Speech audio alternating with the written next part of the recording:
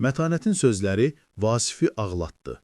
Çörək almağa pulum yox idi. Şok açıqlama.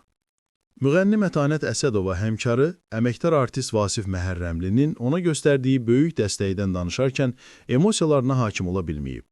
Milli Azı məlumatına görə sənətçi bir gün verilişində bildirib ki, həyatının ən çətin günlərindən birində Vasif Məhərrəmli onun yanında olub.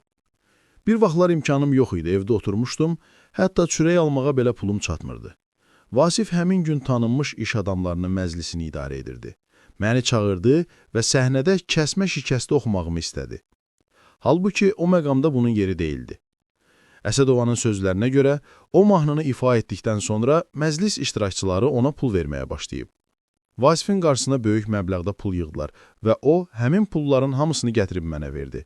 Bu mənə o qədər təsir etdi ki, məclisi tərk edəndə ağlamağa başladım. Vasif də məni qucaqlayıb ağladı. Dedi, ölmüşəm ki, elə söz dedin. Mətanət Əsədova əlavə edib ki, Vasif Məhərrəmlinin etdiyi bu yaxşılığı heç vaxt unutmayacaq.